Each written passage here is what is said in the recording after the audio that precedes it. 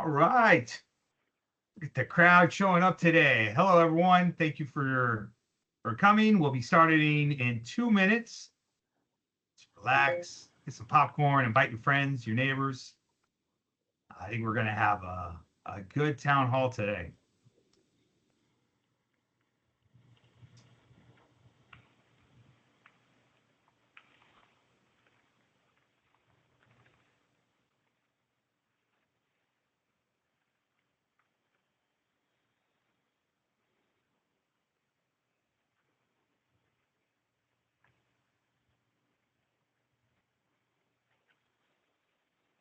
For anyone that is watching, there are a couple of polls for homeowners that are inside the WhatsApp community chat room that you are welcome to share feedback on and kind of voice your opinions on things that you feel are important, or a couple kind of questions about how you would like to see the community move forward. We'll talk about it more on this call, but that is something. If you haven't done it yet, jump in there and leave your thoughts and feedback.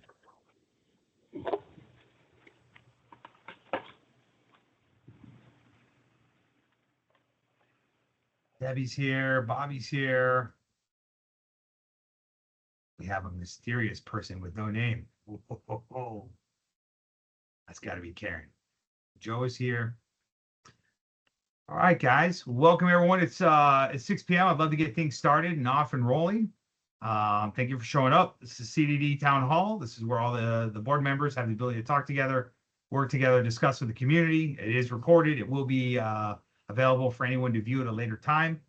You're welcome to share it with anyone that wasn't able to be here. And we encourage anyone who watches this or is unable to participate. If you do have thoughts or comments about what you see, please email it to one of the 5 board members. We've got 5 members on the board who vote for the decisions on what should be done in the community according to the CDD. So you're welcome to share your feedback at any time, and we always encourage you guys to share it with us so that we know what you want and how to vote for things to make the community better. All right, so I think to lead off today, we were looking to, let me see if anyone else showed up yet. Debbie and Bobby are still here. We wanted to begin the discussion, and this is definitely something where we want the community to speak. We want to hear from people who are on the call today. And there was a couple of polls that we were asked to the community that people are still filling out. The first one I'd like to lead off with, and then we can discuss anyone that's shared their opinion or want to talk about this, is what is the most important area for the Solterra CDD to improve next? And the 3 options were the front gate, help guests and residents move into the community faster and safer; pool and amenity center, expand to improve experiences and revenue; and then the park area, create new outdoor activities for visitors, playgrounds, orchard, basketball courts, dog parks, things like that. As of now, the number one selection was the front gate, and the options to help guests and residents move into the community faster and safer with 31 votes. The pool and amenity center had 8 votes, and the park area had 7 votes. Is there anyone, Bobby, that's your area? Is there any thoughts you have in regard to that, or are there any homeowners that would like to speak around, is that the priority that we should be looking at focusing on? Recently, we've looked at a lot of different gate options and different equipment and stuff of that nature. I think until we actually proceed forward and make a plan for where we're going with security staffing, entry programs and stuff like that, it's really tough to make any changes to the infrastructure there. I know we've looked at it with district engineering, and they've given us very limited options as far as what we can and can't do up there. That makes it really tough as far as taking some of the land, widening the road. And we also have the issue of, if we build a new gatehouse, we only have one entry now.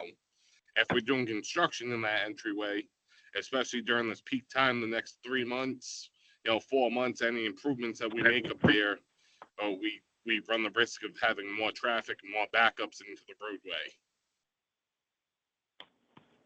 Okay, got it. Are there any community members that would like to speak? And if you do, please know there's a lot of people on this. You can click raise your hand or just jump in and we'll try to call you if we have that. I know Devin's on the call. Devin, if you want to share your thoughts.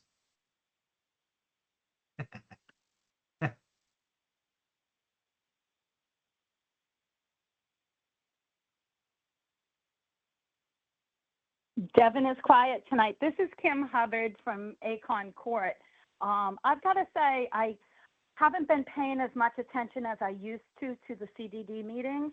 And I've quickly looked at everything that was kind of being proposed this evening. And I do want to say, I came in February through March 15th for about a little over a month. As well as I just left the resort recently. And I think some of the changes that we have made to the front gate have worked. And I think I just wanted to put some positive feedback on that. And one of the suggestions that I have is, as far as the front gate, I agree that there is going to be a lot of turmoil if we stop working on that front gate.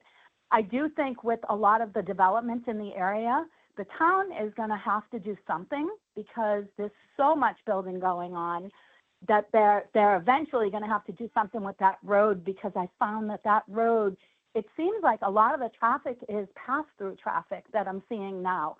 So that would be my suggestion, waiting on that. As far as some of the proposals and enhancing the resort, I think we do need to spend some money in enhancing the resort, because there are some areas that are very lackluster. And if we enhance the resort, it's only going to bring up the clientele as well as our experience within the resort. Wonderful. That's great feedback. Is there anyone else that would like to speak? And then we did put in the polls for anyone that, let me reiterate, for anyone that's joined, there is a homeowner poll that's in the WhatsApp group where a lot of the items that have been discussed or are on the plans are all kind of laid out in alphabetical order, and you can go vote for the ones that you want. But I think this first question started with, what is the most important thing? So, that's just a question that we want to, in looking at where do we build next and what problems do we solve and what should be done next, we're looking at, we want to get the feedback from the community in terms of where their thoughts are and hopefully align with what we can do with the resources that we have. And I think one more comment in regards to that I would have to say is there is so much building in the area, and our prices for short-term rentals are being affected, I think, by the mere volume that's available out there now, and some of the other resorts that are stepping up. And I think to compete with those resorts and to keep, again, the clientele that we're looking for in the short-term resort, we need to up our game as far as amenities go. I'm all for the amenities. Great. Trying to figure out who's unmuted. One last thing. I do want to comment that some of us aren't, like, if you're not actively involved on the sites and stuff, you don't see all of this. Like, I didn't even really know this was going on. It's my own fault for not being so involved. But if there was a way to let people know, maybe if we do a newsletter or send something out in the mail and let people know when important decisions like this are to be made and you want people to vote on it, I think that might be worth the money to send out some mailers or reach out in a different way. Yeah, that's great. That's great feedback. This is very informal. Nothing's being voted on yet. Right. It's just a time when all the board members can talk with the homeowners and we are discussing ideas. I think if we got closer to be like, do we want this versus that? we could send out an email and get everyone's official weigh in on that one topic. But I think there's been a lot of ideas that have been tossed out around there, and we wanted to start to get kind of an overview on where people's heads are at and what items do they view as more important to have sooner, or something that maybe could come at a later point in time. Absolutely. And thank you guys. I appreciate it. That's great. That's great. Karen was able to jump on. Hi, Karen. Good to have you here. Are there any other thoughts kind of about that first question of the top, what is the most important area for Solterra, front gate, amenity center, or kind of the park area that you'd like to chime in to the answer to that question before we move on to the next one? Hi, this is Rafael at 7579 Alkmaar Can you School. hear me? Hi, Rafael. Yeah, we hear you. Yeah, I was looking at the pictures that was posted into the WhatsApp group. I really like the covered, idea, the covered part for the entrance, the splash area for the kids. There was that organic orchard concept with the picnic pavilion, the dog park. I think most of the pictures and the ideas that were posted with the votes, I like them. It's a good enhancement for the resort. We don't rent our house out. We visit about 3 or 4 times from Michigan, but we would love to see these changes or enhancements to the resort. Awesome. Wonderful. Great. And Thank you also for your there was feedback. a basketball area too. I like that. Okay, great. Carol, did you have your hand up? Hi, I think the gate's really important because of security and safety, but I also think that we need to do something to really raise the spec of Solterra. There's so many resorts out there and they're able to charge high rates per night, whereas we are getting less and less. And we really need to raise the game, but we also need to raise money as well. So anything that'll be beautiful but will raise money. Totally agree with a lot of the homeowners who want green areas, because we don't want car park slabs and things like that. We want nice green areas where people can come and just relax, have picnics, do stuff with the family. We need things that'll raise money though, so a store where the kids can go and buy stuff, where people don't have to go to the 7-Eleven, they can just buy stuff on site. Arcades will make a fortune, because I know when we take our grandkids anywhere, we'll just give them £10 to go into the arcade for an hour. So that would raise a fortune, having a nice little sort of area with arcades and such like. But we really need to be working on building the community, making it beautiful and having lots more amenities. And one other thing, and I'm probably going to be really unpopular, but the amenity fee is a pittance. It's an absolute pittance. I've just worked it out for a family of 8 staying in my house for 2 weeks, paying that fee. It's costing less than 35 cents each per day. Put it up. They're not going to miss another $10. Not when they're coming and paying all this money for doing things. They'll give their kids $10 to go to the arcades and they'll happily pay another $10. Oh, that's good to know. That's it, Thank really. you. All right, wonderful. Thank you for your feedback. Kenya? So you have Hi, your hand up? thank you, Brian. This is Kenya. Yeah. Can you guys hear me? We hear you. Okay, perfect. 4690 Teresa Nesta Drive. Just wanted to put it out there for everyone who has house in that area, who backs out to the boulevard, and you guys were mentioning in the text about parking and maybe a dog park and stuff in that area, in that field. Just to keep in mind, some of that area does give us some privacy, and that's one of the selling points in my property. So to keep that in mind, to, I don't know, add some bushes or trees or whatever to not take away, completely that privacy that we have by not having neighbors to that backfield. Okay, that's great.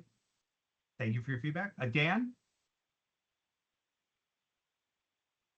sorry, it took me a minute to find the unmute button. Hi, Dan Seuss here, 5233 Oakbourne. I and my family live here full time, year round. Just a general question, because I'm an IT guy.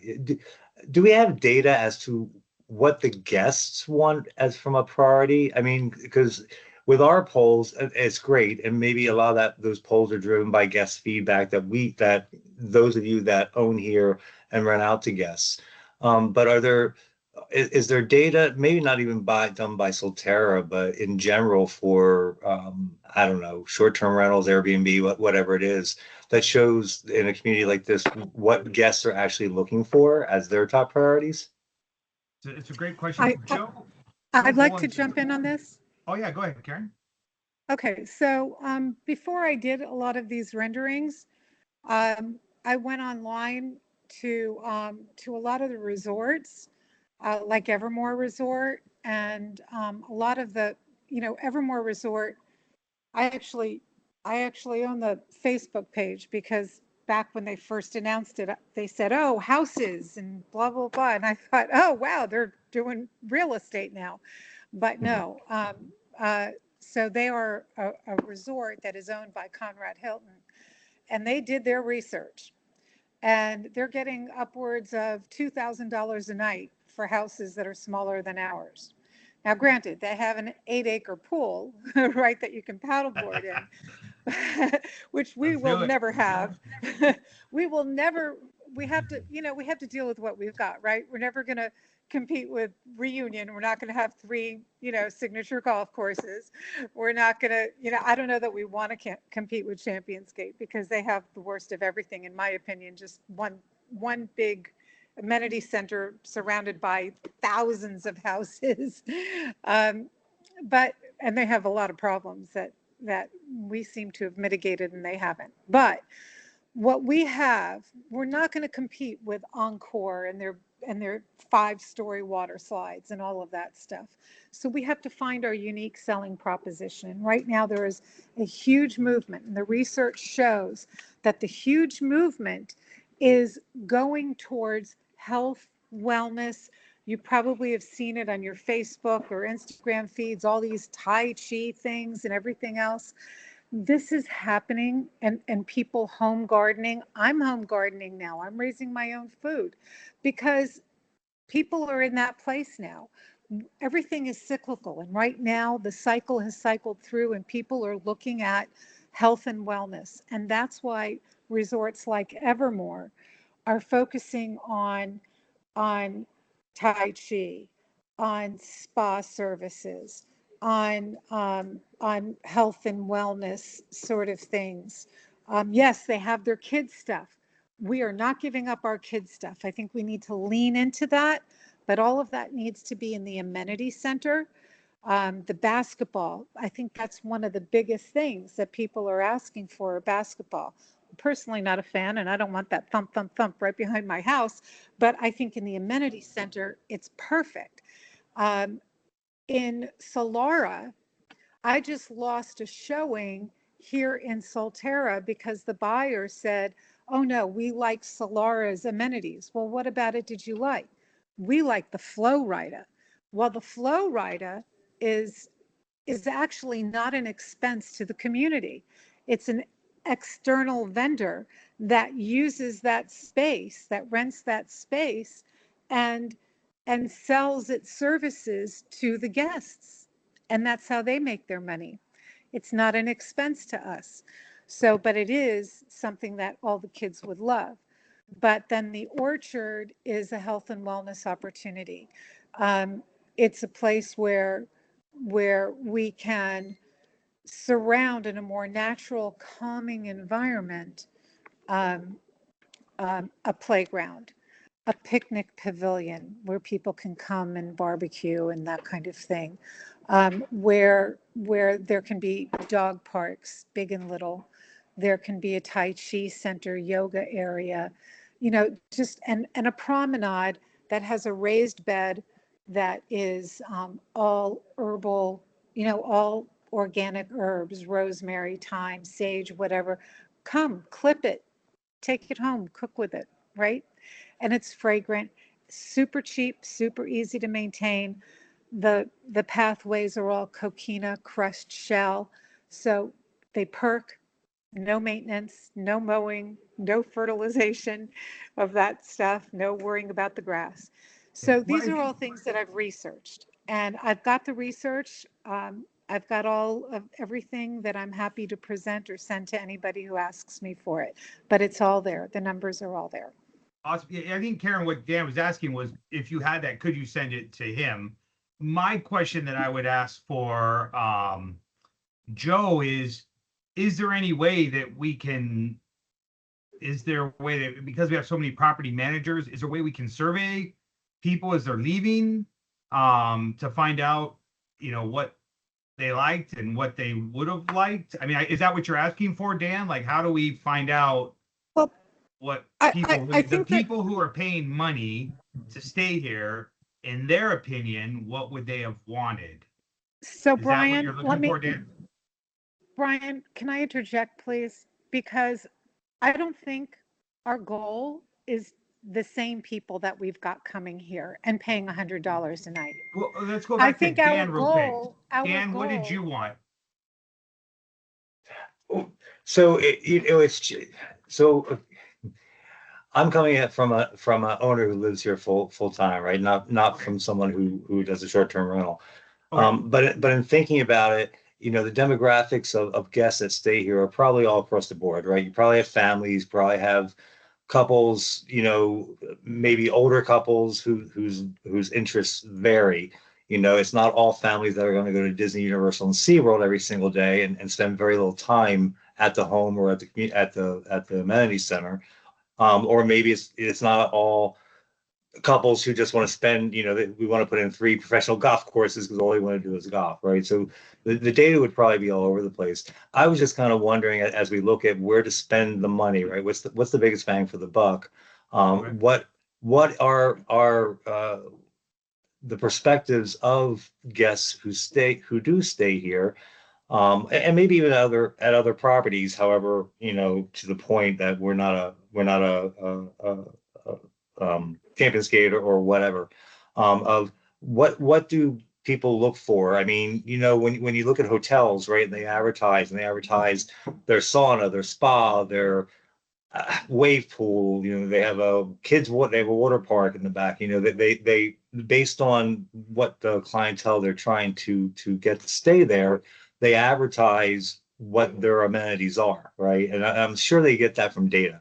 That was really my point is, do we have any feedback from guests that stay here or even across the industry where we could focus on what might be the biggest bang for the buck for the guests that actually stay here and would want them to come to stay here. That's great. Wasn't trying to create a big dissertation conversation. I was just kind of curious if there was any data like that. Appreciate that feedback. Yeah. Now I have Oh, two Yep, raised no, thank you. hands. okay, I have Debbie and I have I Mary can just Gay. tell you right now that I just pulled this up on ChatGPT and anybody can do it.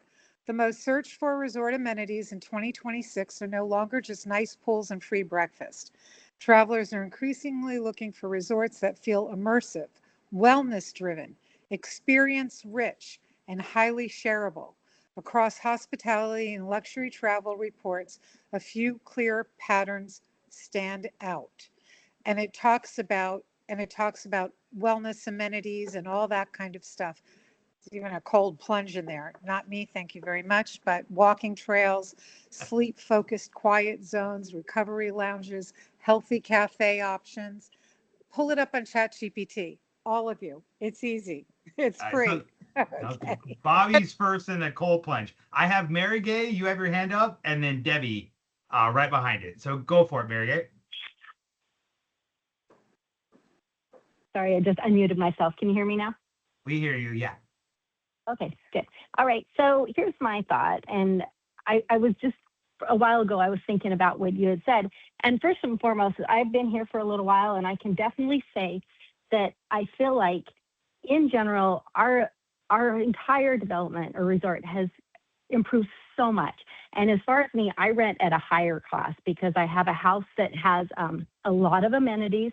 And so, and even I saw Raphael here, he rented my house and stayed there, and then he bought in the community afterwards. the house is, I sell my house, or I market my house as being a one-stop place that has all the entertainment and everything. And that's kind of where I go. So what I need from the resort is to have a good reputation and to look very nice. That is the key for me. And I, like I said, I rent at a higher rate, and it's hard. It's getting better because I think what Chris has done and stuff, creating websites and putting us in control of that. And I think a lot of the stuff that we've done is great. But if I were to weigh in on what would help me rent out better and keep getting better clientele, the extra work we're doing at the gate to keep it from having lines, and the extra work we're doing to keep security up, that's the major thing right there, is to make sure that's it. Then after that, I feel like the resort as a whole, it looks kind of, I don't know how to say that, like the green areas. And so I like the idea of making it more lush and bringing in more area to make it look beautiful. I saw one thing up there that said put a better entrance sign. I 110% agree with that, because I think it will make us stand out, have a better sign up there, signage like a water fountain or something with it that will make it stand out. But mostly just having some green area. And I do like the idea of a little more parking, making it easier for people to get in. And what Carol said about raising some money and things, but I don't think adding arcades and stuff like that, at least because I already have that in my house. So I assume that they'll be able to take advantage of that at my house. I market my house like that, you know. But as far as out, I think a lot of the things we already have are just phenomenal. I just think we could really make some more green spaces and make it look prettier, like nicer, more trees, more area like that. That will be huge. I don't know necessarily if we have to have a spa or organic garden. I mean, support it, but I just think that it needs to be prettier. It needs to be a lot prettier. Wonderful. And so that's what I would say.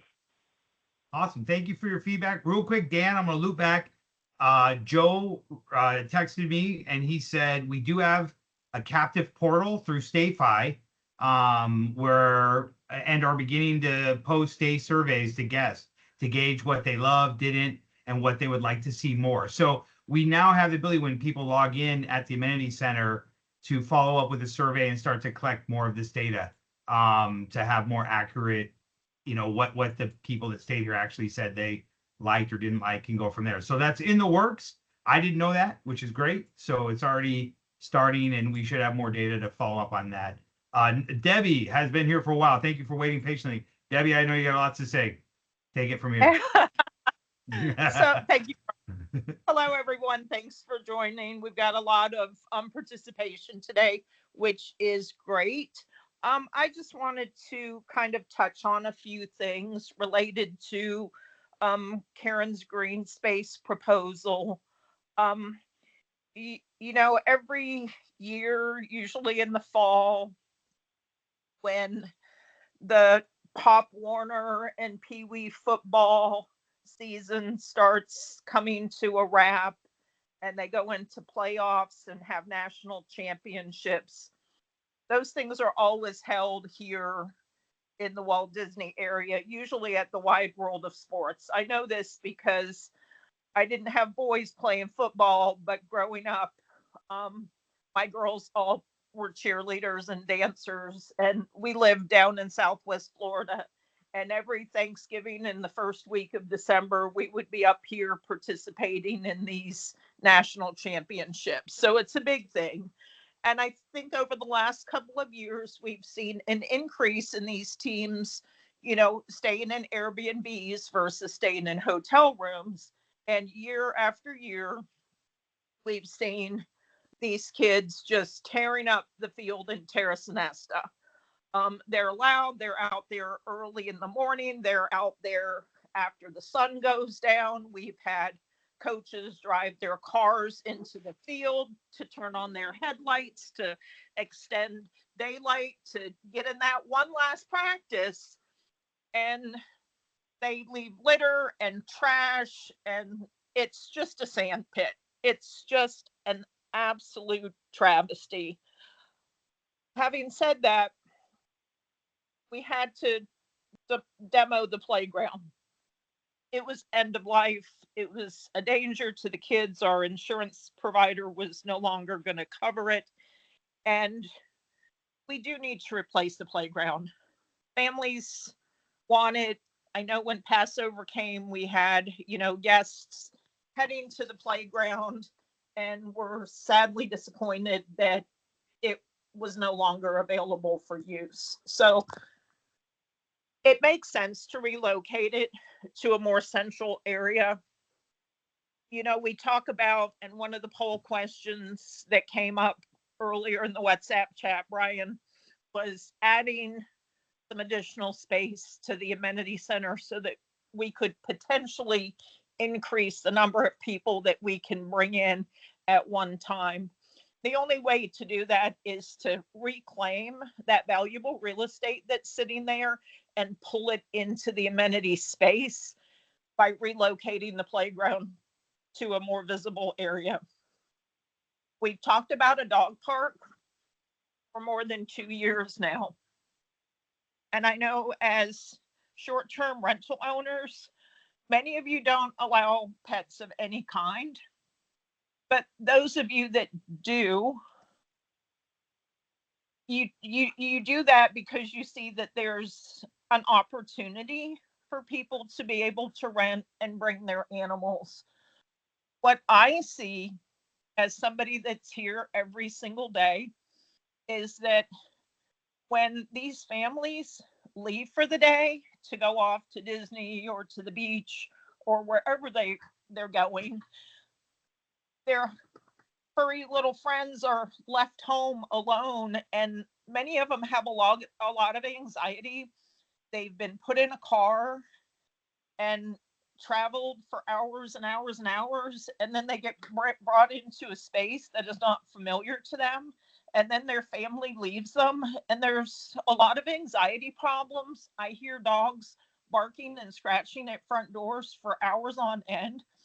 But if we could provide a place for, some of these dogs to go out and expend some of that energy and anxiety, I think that we would be doing a service to our homeowners that do support families bringing their pets with them.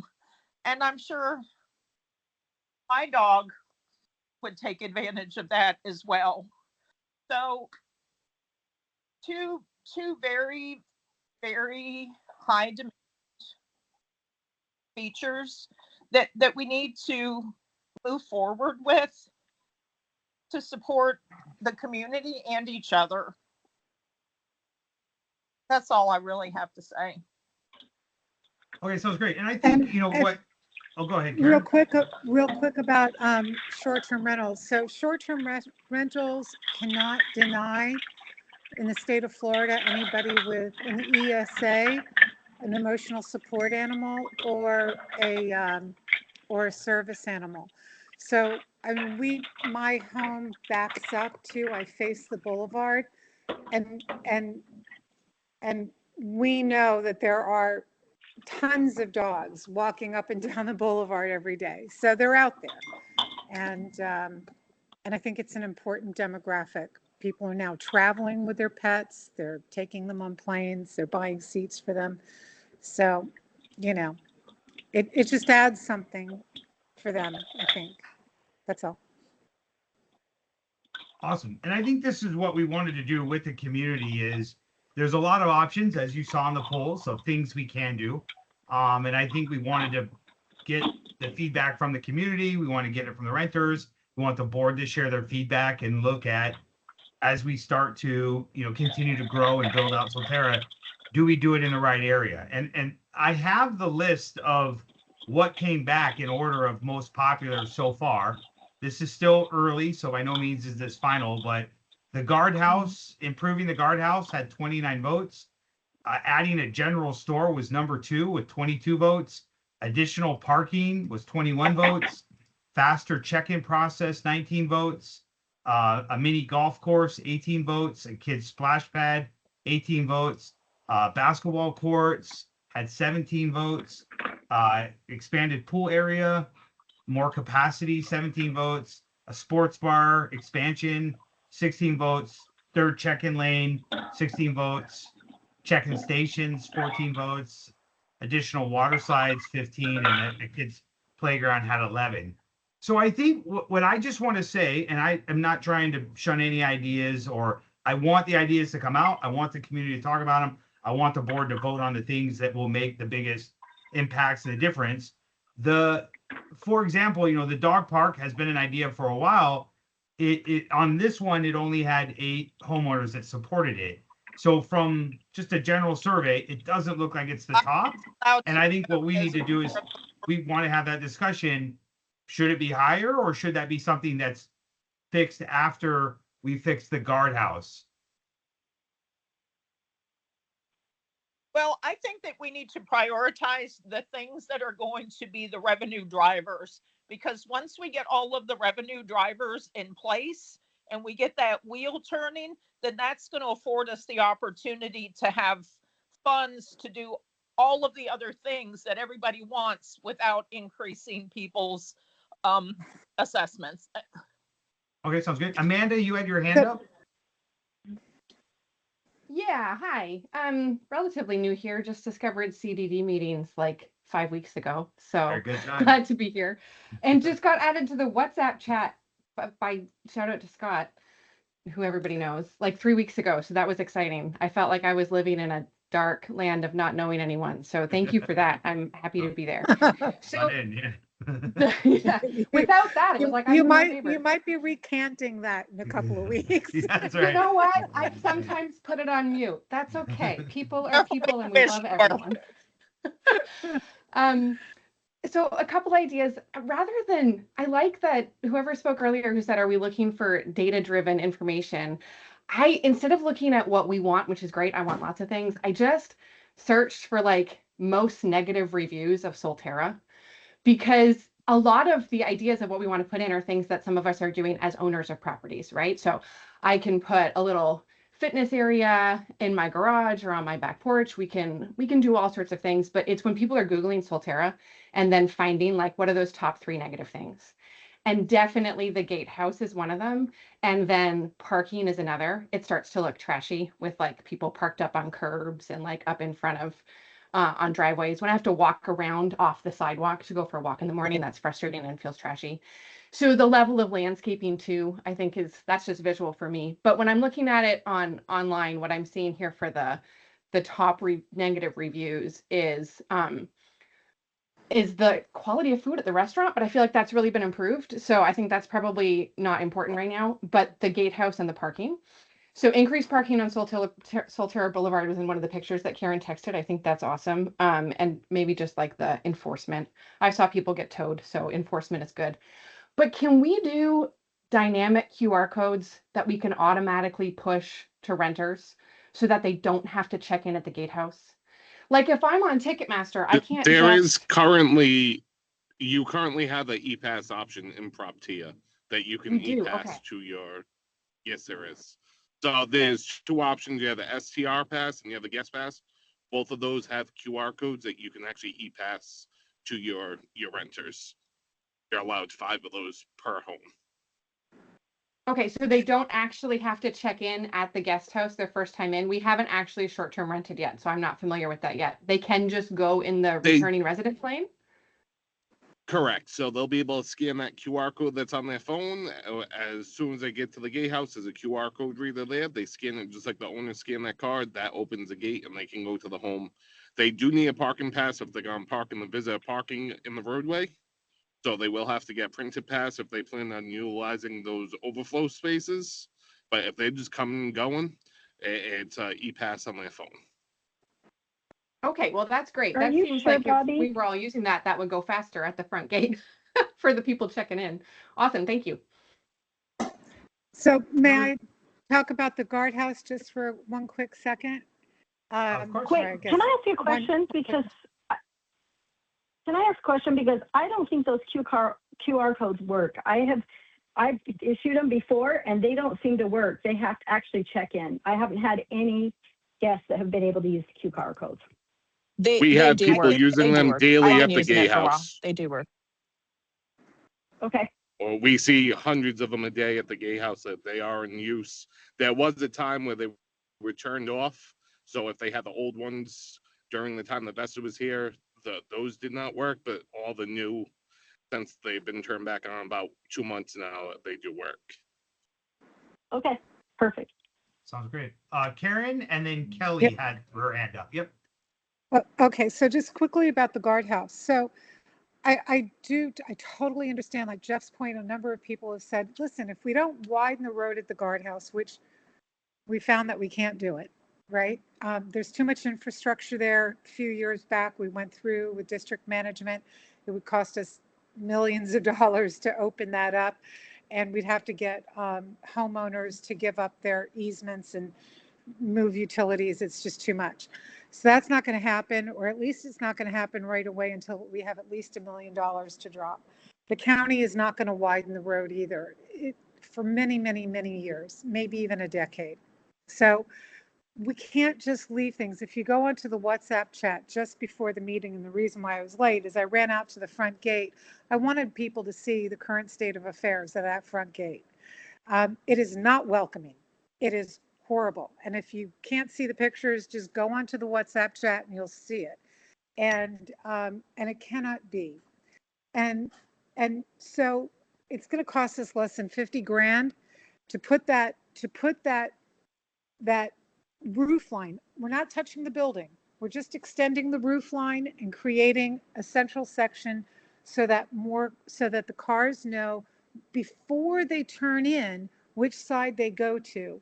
We don't have to have these ugly sandwich boards strapped to ballards with zip ties.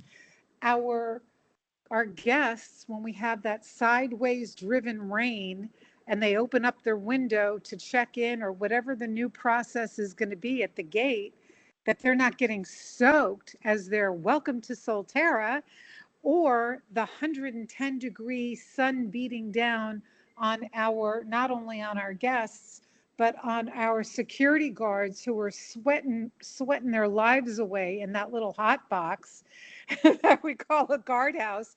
And if we got a lot of people checking in, they've got that guardhouse sliding glass door open that has that film over it. And we're air conditioning the world. I don't know how many times we've had to replace it or fix that little mini split that is now air conditioning the world. But it just makes economic sense, and it's also safety. We've had a number of accidents at that front gate. One that I know of in the last year that caused 2 families in 2 cars to be airlifted to the hospital because they decimated each other out of confusion of not knowing where they're turning into or who goes first.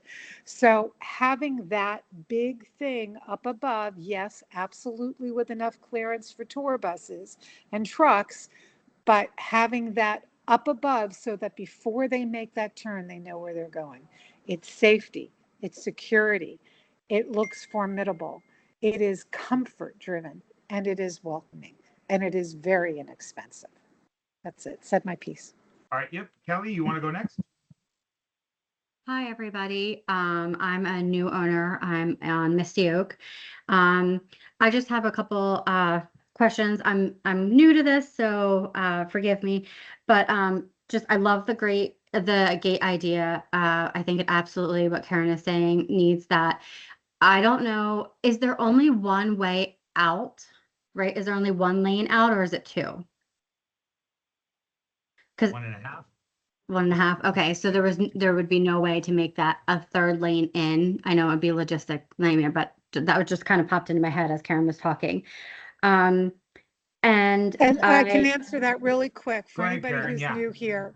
A bunch of us years ago went to the County Board of Commissioners in Bartow at the meeting and asked them how they could have ever approved a community of this size with only one means of ingress and egress, and asked them to please help us widen the roads, please help us either maybe open up a back gate or something like that.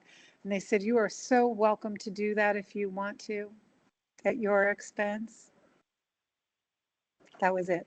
So you're saying there's a chance. What I'm saying is we can do it. It will cost us millions to do it. So right now, our option is, until we want to pony up millions for it, we can just for 50 grand put up that roof line and look better. And maybe we can maybe we could expand the outgoing, the egress side, a half a lane to give us 2 full lanes. We could look into that maybe. What do you think, Brian? I'm thinking Debbie and Cafe Soul are gonna take us all the way. Keep going. Keep serving those food. Yeah. We need that A sports couple, bar. That's right. Okay, great. Kelly, did you have any other questions? We do yeah, need a that couple sports other bar. things. I love the dog park issue, or not issue, but the idea and the green space idea. The questions I have, like, do they become more of a liability for Solterra having a dog park and kind of having to monitor that? And also with the green space, like worrying about damage or anything that, we've had some things happen in the area. And again, I'm new to this, so I don't know what is going to happen in the future. And obviously no one does, but what has happened in the past and damaging some things and kind of just making it not look nice. I would worry that we would put all this money into it and then it would be damaged at our expense. Just I to, think, Karen's this the is kind of, landscape go ahead, guru. Debbie. Karen is the landscaping guru. However, I'm going to interject on this one because I know she's going to have a smile on her face because I have her back on that. But we would have to be just very careful about the plants that we chose and make sure that we have the appropriate plant selections that will be hardy enough to probably be a zone higher in case we have another 50-year freeze.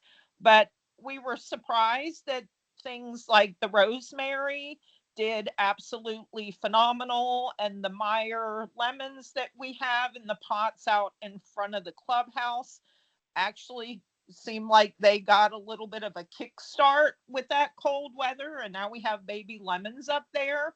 So I think that that's just the beginning, right, Karen?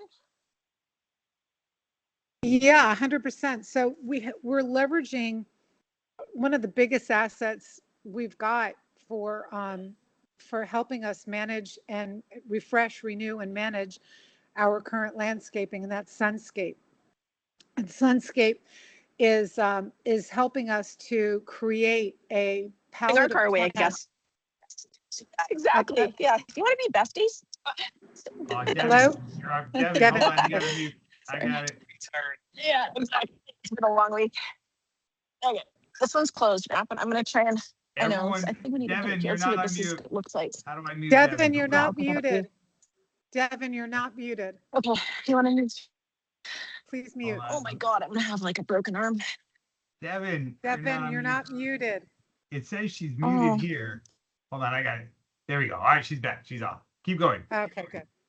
So, so they are helping us to make sure we do have some plants that did not survive this. And what we've got coming down with this extreme El Nino that's coming down the pike, it may go back the other way too, where we're going to experience extreme drought, right? Extreme heat and extreme drought.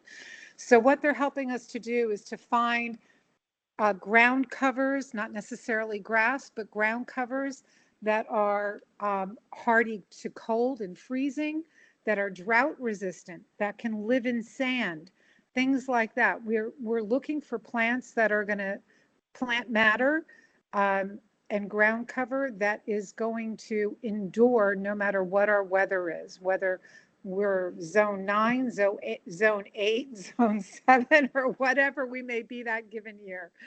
So, and Sunscape is what a joy and gift they have been to us. So we're keeping all of that into consideration.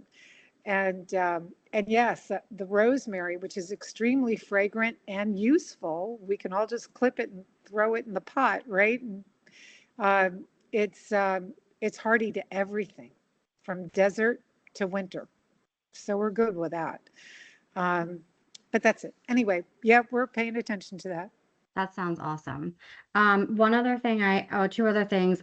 Playground definitely, I think, needs to come back. And with that, there's like, I guess I'm partial and maybe the only one in who in the minority maybe, but I have a special needs child. And so I would like to see if we did a playground, have some kind of, amenity for like a swing or something for, special needs families that come into the resorts that kind of need a space for their child to kind of be built into the playground if available. And then the arcade, I would love to see arcade there. We have a couple of machines at our place, but I know that my kids, like if they bring friends, they'll be like, oh, let's go to the pool and play the games that, let's get a rubber duck, you throw a dollar in the machine. And I think that could be like a huge money maker. And if possible, I would love to see the resort fee waived. Again, I might be in the minority of that, but if you like feeling like a guest staying at other places, it's like I kind of feel like when I'm there, okay, I've spent X amount of money and now I got to go pay the resort fee. And now I'm there and I got to pay for the food and I got to pay for the games and I got to pay for, again, it's things that I'm opting to do. But sometimes I think optics look better if you're like, oh, I get the amenities for free, but I have to pay for food and games and that sort of thing. And if that isn't like the thing to do, I understand. We as homeowners could maybe still give that money back to the resort by like getting gift cards for the people that come into the community and say, okay, well, here's your $45 in gift cards to play at whatever. Just an idea. Well, So I just don't keep in know. mind, the I don't amenity know. fee is Maybe gonna be- Debbie, do Debbie you and have then the? Karen. So just keep in mind that the amenity fee is in place and it covers a wide variety of expenses that are in part keeping our owner fees down, i.e. our assessments that are part of our annual taxes. Also keep in mind that we are growing the amenities as we speak. We're going to do the whole pool resurfacing. We're adding heaters to that so that we can use the lazy river in the cold months. We are adding lights to the lazy river so we can extend the operational hours of the lazy river. And we will also be able to apply for a night swimming certificate that will allow us to host, events in the night, New Year's Eve parties and the like. And, we also are getting ready to build this games field, which will be starting probably in the next 30 days, which are going to add additional amenities for all of the guests and the homeowners as well. We're going to be adding some putt-putt golf there. We're going to have turf grass down. So we're going to remove the ugly, hideous brown mulch from that area. We're adding bocce ball. We're adding a lawn chess and a horseshoe area. So we all just need to kind of keep in mind that all of these things that we want cost money, but the overall intention is to be able to offer lots of different new things. Back to the conversation, we want to set our resort apart from the others to be able to bring in the right type of guests, the right demographic. And, it just is all coming hand in hand. I don't think that there's a reason to eliminate it without, having to look at how are we going to fund some of these other things at the same time. Yeah, I I think understand. I was thinking kind of like having the arcade and the money from that would way outweigh the $45, but I could be totally wrong. Well, in order to build an arcade, we're going to have to create infrastructure. that's right. And that would be a capital improvement. Would have to extend a roof line someplace where we don't have one right now, which Air that's not conditioning it. totally out of the question at a later date. But I would love to say, yeah, let's do an arcade. But back to one of my previous comments is let's build the bar and get all of the revenue engines cranked up so that yes, we can have a conversation about, okay, let's expand this roof line and let's put in a mini mart and an arcade here. And for a little history as to where this came from, when the developer left us originally, we had 14-year-old pool furniture that was falling apart, and we needed $250,000 to replace it. We didn't have it. So, Among other things.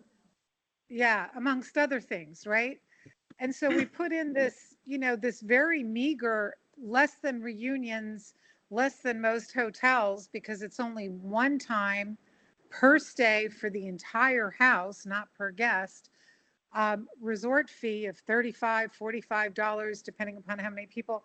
And we couldn't believe how much money that brought in, and nobody complained. Well, maybe a couple of people complained, but most people did not complain.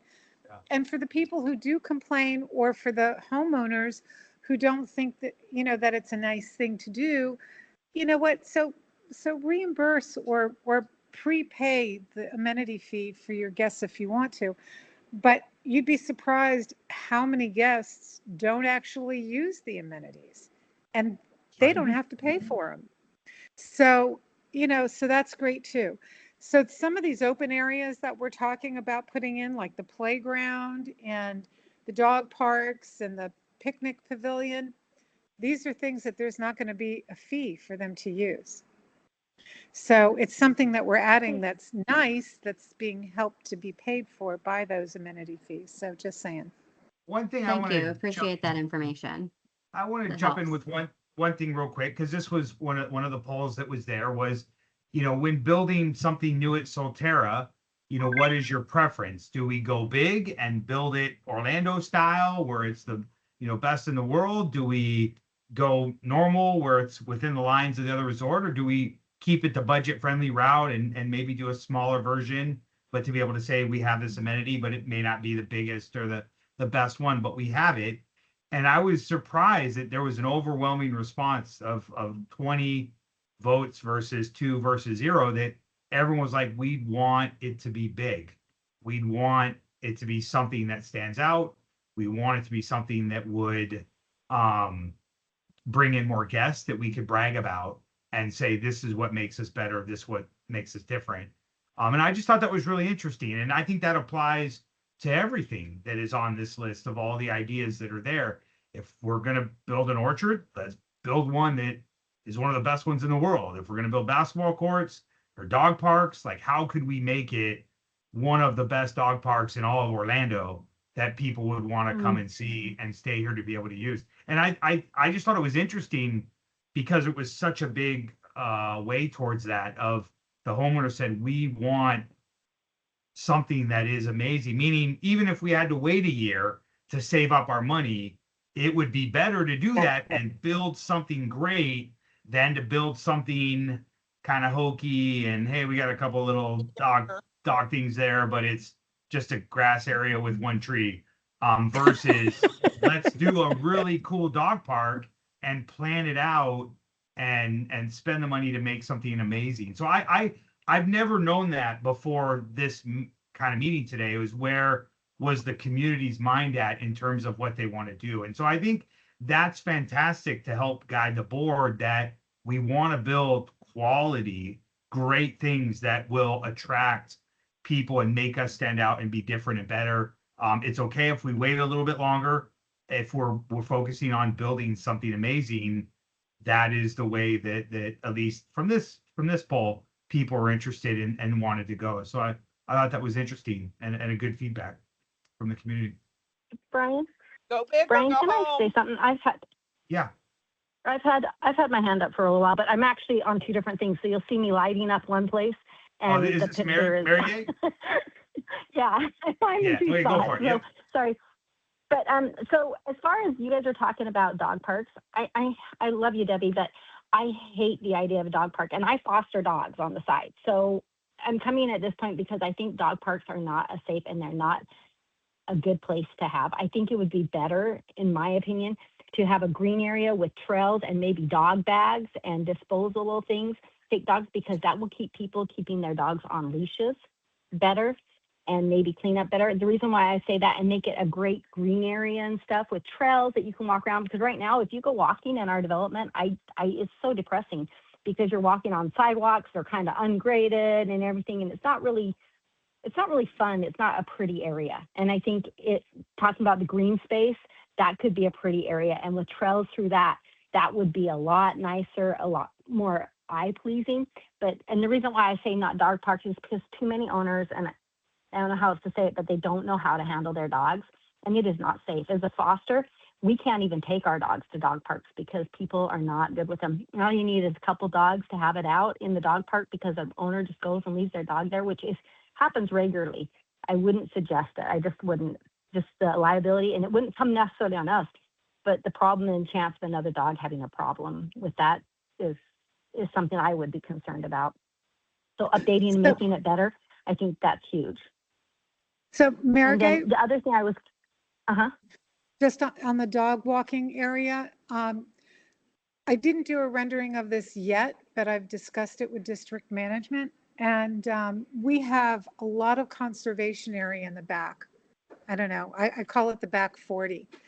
And what we're talking about doing back there, which is very doable because it is conservation, it's wildlife, but we can do a crushed coquina pathway back there with signs, kind of an educational thing. So it's a walkway that people can walk through, see the signs, describing gopher tortoises, describing the nature, where we could walk our dogs back there and have a nice, big, long nature walk back there with, with the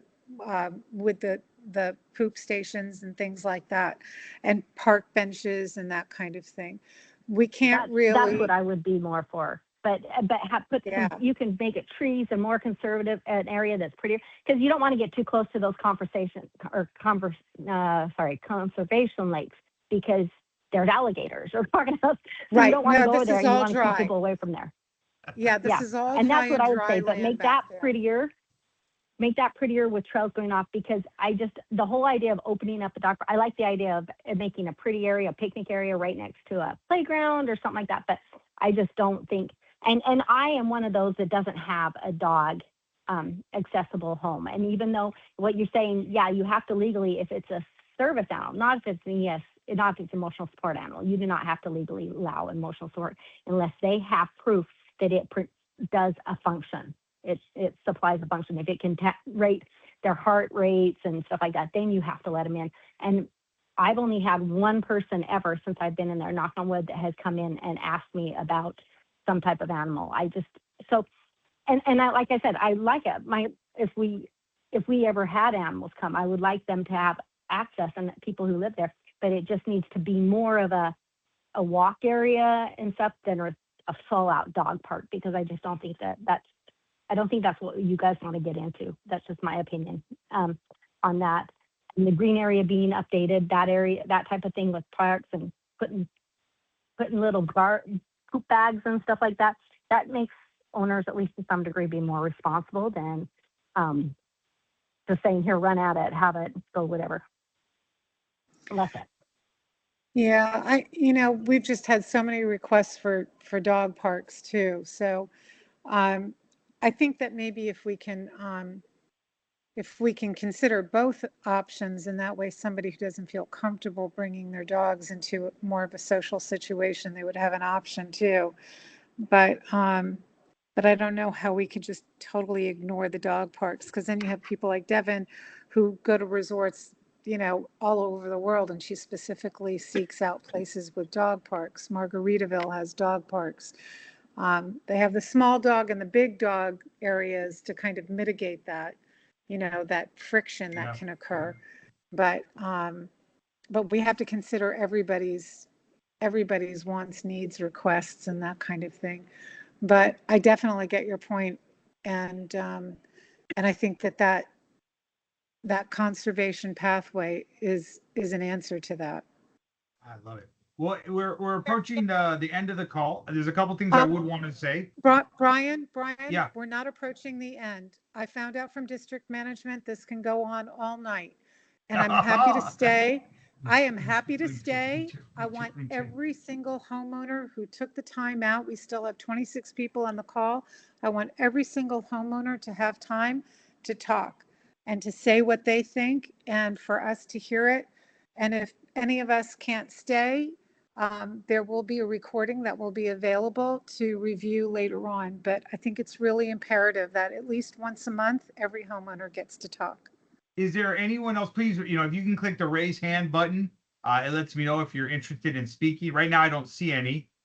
So if there's any more that come up, let me know. What I would say was, Debbie. Oh, Debbie, I pick you. Go. Sorry, that was Enzo's response to no dog park. Sorry. I just wanted to say that I do not disagree with what you said. I have had to stop taking Enzo to the Northeast Regional Park, dog park, because there are irresponsible pet owners that make it a habit of bringing some somewhat aggressive dogs to the park.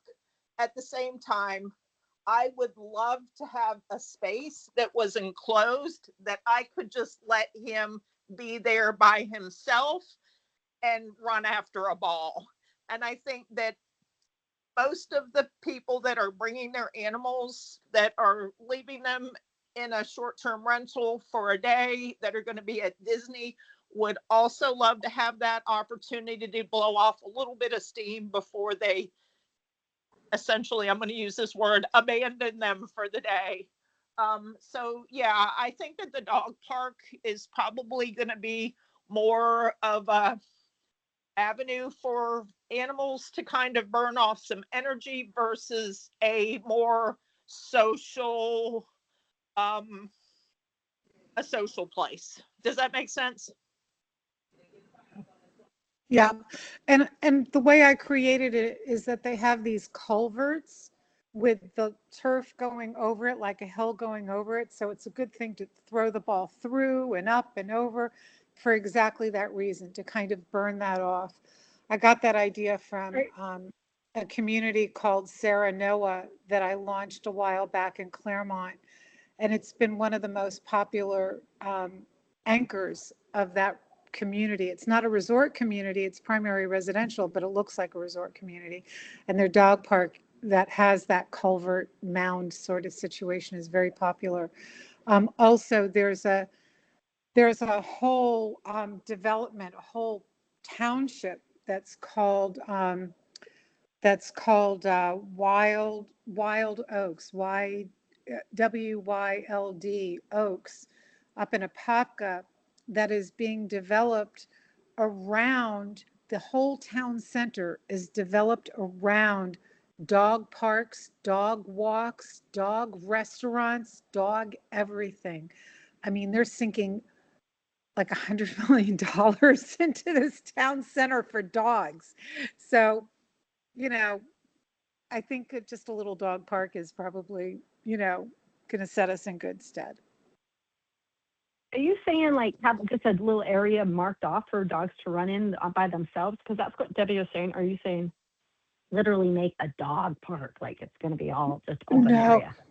No. So there are actually two sections. Did you go on WhatsApp? Did you see the renderings? Or Joe, can you post any of the renderings up here so we can take a look? Are you able to do that? The dog park area specifically, they're fenced in areas. One is on the left and one is on the right of a pathway that goes in between.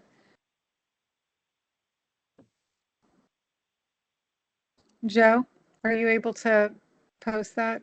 I see you're trying. Looks like you're trying. Yeah, it says I'm sharing. You guys can't see it? We see No, your. I see your whole screen. I don't see the picture. Teams call. We see ourselves. If you go on Perfect. WhatsApp and scroll through the pictures, there's a picture of it in there, a rendering of it. On the WhatsApp? On the WhatsApp, I've rendered out all of the ideas for that whole area. And also, Brian, I hope you don't mind, I played around some of your stuff and some of Debbie's stuff. There it is. There's the dog Okay. park. Yeah, like if there's a little areas like that, it's a little bit, I don't know. I think it looks pretty. It looks ideal, but I think it's, yeah, I don't know. I still have the same concerns. I like the one you drew with the pavilion, the one you had out as the pavilion on the website, and then the other one that you had with just a lot of trees and stuff. And I think it's great. But yeah, you guys are going to do whatever you're going to do. I support you, but Yeah. that's my concern. And this Yeah. is just a time to talk. I think we're talking through ideas and Right. starting to get closer to what's the first idea we work on, what's the second idea we work on, and then I think there's fantastic mock-ups that have been shared in the WhatsApp group. You're welcome to leave comments or replies on those, or email the board members and say, hey, here's my thoughts about any of these, and this is what I think would help improve the community. So it's we want the feedback, and we want to help move things in a direction that's going to work best for everyone. For as And many people as Marigay, possible. Marigay, you definitely kicked my butt into gear. Now I'm going to have to work on that back 40 now and that conservation walkway. Thanks. I hope so, because I hope we utilize that. I think it would be awesome to utilize that and make it better. Because walking past in an area makes it so much more welcoming to someone, so that on their downtime, not only are they at the house that they're at, but they can also enjoy it. And the way the neighborhood looks, huge difference. You know what I mean? It just gives you a different vibe altogether. Yeah, and I don't know, I may be getting myself into trouble here. But another thing that we're talking about for back there is bringing in an outside vendor for equestrian. We have the space for it. And according to district management, it's very doable. So we could bring an outside vendor in, and we can actually do trail rides through there, or, but again, remember, this is a 10-year plan. And we're not talking about doing all of this stuff overnight, but a lot of people, I sold some of the first homes in Reunion, when the shovel first hit the ground, and that big front stable as you enter the community was supposed to be a stable. And Bobby Ginn was stupid like a fox. You put equestrian in and you're bringing in people with a lot of money. They travel with their horses. Or if they don't travel with their horses, they like going places where there are horses. And the horsey set have a lot of money. So it brings in a different group of people. He wanted to have horses in Reunion, but he built that stable too close to the road, and Osceola County said, nope. So right now that stable, what it does is it houses all of their maintenance equipment. We have the opportunity and we have the land. We don't have to do it ourselves. We don't have to spend our own money, but we can bring in the amenity, and that will set us in good stead. Wild ponies, here we come. Amanda, you had your hand up. Did you have any other questions? Yeah, so I already spoke, but since you said we can be here till 11, I'll stay here all night. I cannot say that. One of my daughters is begging for horseback riding lessons, and I don't have time to drive her anywhere, and I don't want to pay for it. So she would just be delighted. That's cool. I love that. That would maybe not have us be copying other resorts, but would actually sort of set us apart as something super unique. So I think that's a very interesting type of thought. But what I was going to say is, I love seeing the benches go up, and because I'm new and just figuring this out, I didn't know that I was like, am I supposed to know about that? Where would I have found out about that? I think they're great. But also following from that, like some of the lands, like I was noticing the other day my kids and I had a running bet on how long that shopping cart was going to stay out on the street in front of the neighborhood. And I think it was like 4 months. It might still be there. I stopped looking. Anyways, right behind that shopping cart that was sitting there on the side of the road is our beautiful Solterra signs with planters on them with no plants in them. So I know we had issues with I know not a lot, but I was at the last CDD town hall, I think, or a previous one, where there was mention of switching landscaping contractors and stuff. And I was just wondering if maybe there's any update that you guys have on sort of beautification with the landscaping that we can know about. And also just a hearty second to the idea of pursuing further walking paths. I think that would just be lovely. 100%. Yeah, I love that idea. So yeah, my question is really, what are the plans around beautification? And then what are my responsibilities as a homeowner? I've never lived in a neighborhood with an HOA before. I've never lived in it. We live here full time almost. Um, we don't have a lot of plants. It's kind of boring. Do I put them in myself? Do I put in a request for the front garden? I don't know how that works. Other people have really nice palms in their front. The people who had this house before us did not put anything in. So those are sort of my questions here. I'd like to answer it, but I'm going to let Karen do it. Well, when it comes to your individual homes, I'm going to let Joe take that because that's more HOA than CDD. As far as our community, yes, you're 100% right. We had problems, honestly, we had problems before the freeze. And there was always kind of a grind between the HOA's landscapers and the CDD's landscapers, between water usage. All of our water comes through one main pipe into the community. And so depending upon the timing, the HOA controls the timing for the irrigation for the homes. And then the CDD's landscaper controls the irrigation for the CDD. And if they're both drawing on it at the same time and it's not coordinated, then there's like no water pressure. And it's like, it's, and the baby gets cut in half and nobody survives it. Right. So, so the decision was made and we did put it out for RFP, and Dora, who is our present HOA landscaper, won the bid, won the contract for both HOA and CDD. So we just had a meeting last month or just a few weeks ago where we officially gave Yellowstone the goodbye mitten, and we indoctrinated and introduced Dora, who does HOAs, to Sunscape, our CDD landscape management consulting company. They are the ones who put them on the schedule, who make them keep to the schedule, who make sure that everything's getting done as it should be getting done.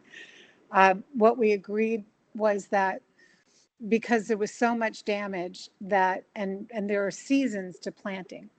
You can't just say, okay, great, now it's springtime, so we're going to start planting things and start fertilizing things. You can't do it that way. Like the Kunti palms, we have now pretty much missed our opportunity to further fertilize them or to prune them. So they have to sit. So there are things that we're rolling out.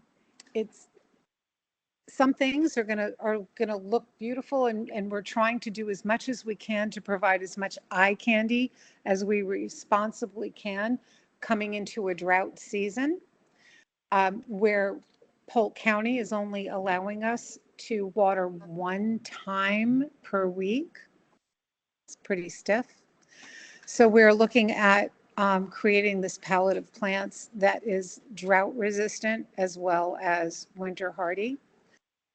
You're going to see improvements.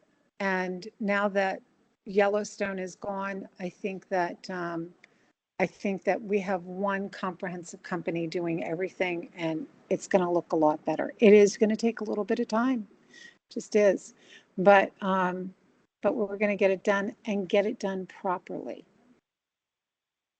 Thank you so much. I appreciate that. You're I don't see any other hands up. Is there anyone else? Karen, you have your hand up. It's been up since the beginning. You know me.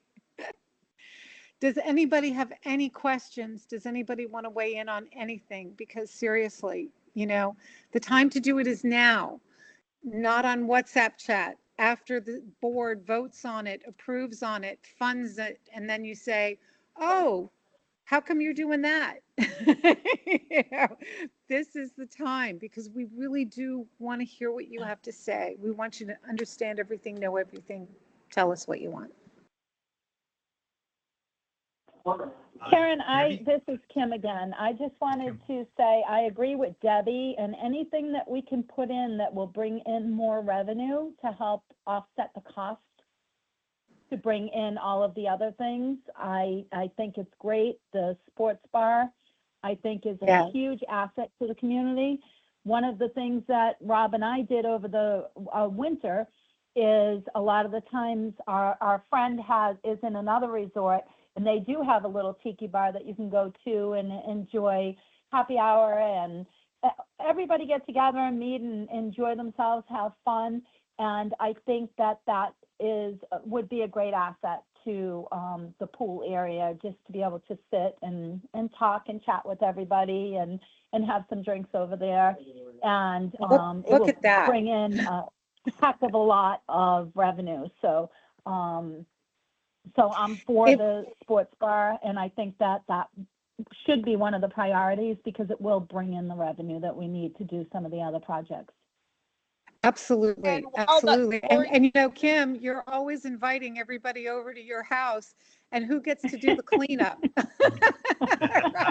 You're like the hostess with the mostest, Yeah, you know, yeah, you're yeah. always, you bust out a ton of food, you feed everybody, you Yeah. drink everybody, and then you get to clean up the mess. You know what? Right. You of all people know why you're for the sports bar. But yes, absolutely. I think- enjoy it, and I love people getting together and the homeowners. I'd love a place just to go. We could all sit and meet each other down there when we're in town, and I think it's great.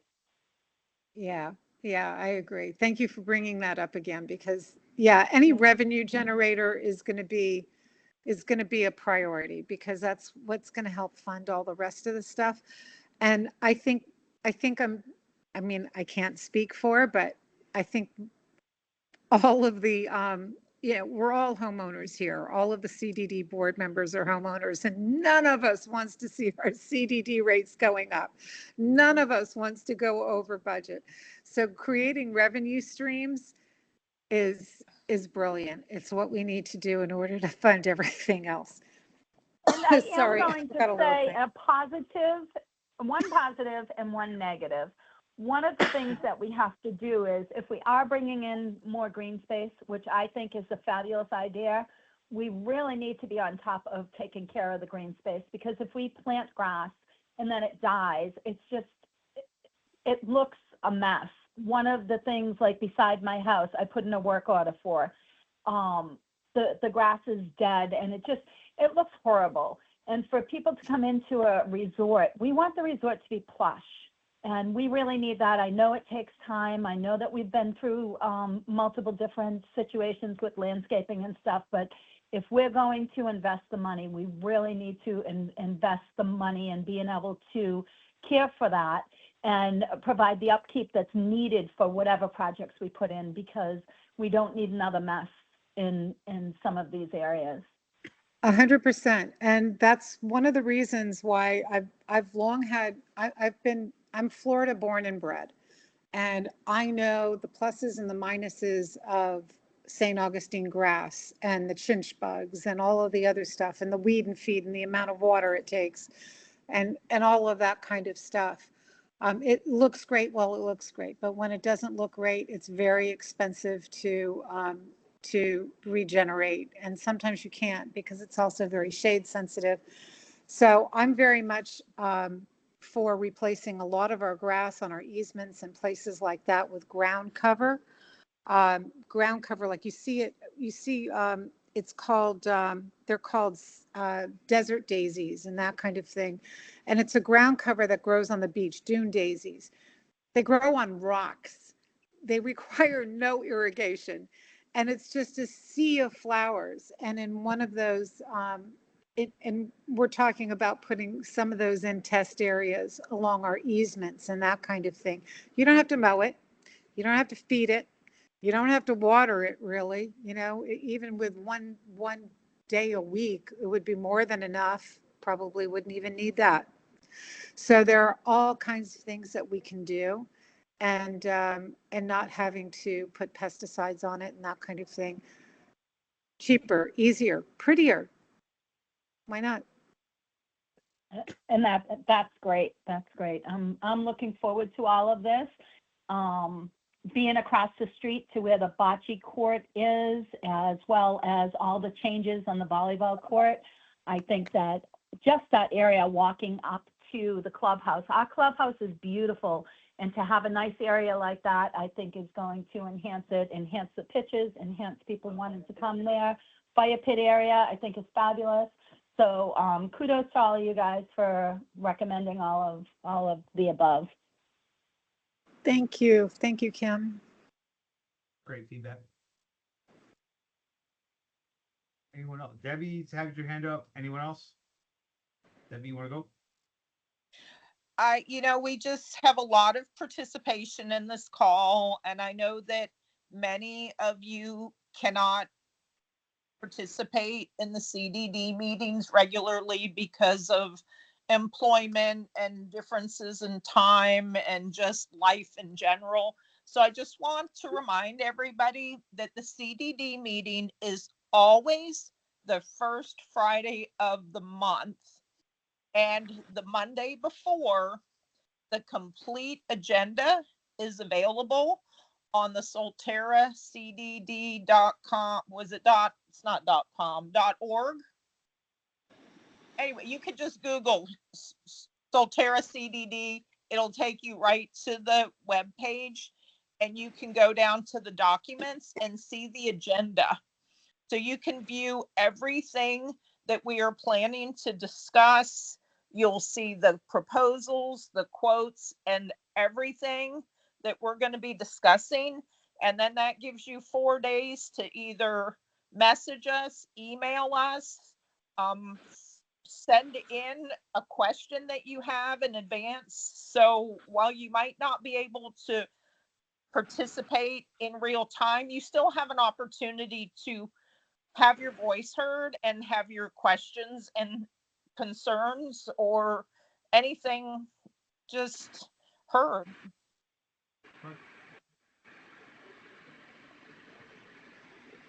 Thanks, Of course, we'd love you to be there. Thank you so much, everybody, for participating. I'm willing to stay, but if everybody's had their questions answered, if everybody has said what they're thinking, I mean, even if it's not something that we've discussed here, but you have some thoughts, please bring it on. This is the time. This is the place.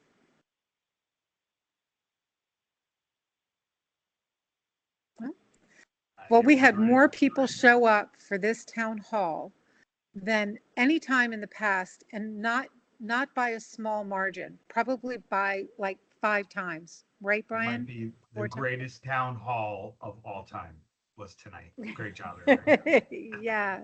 Thank you, everybody. Thanks. Have a great night, guys. Good night. Thank you. Bye-bye. Good night. Where is this? Thank you.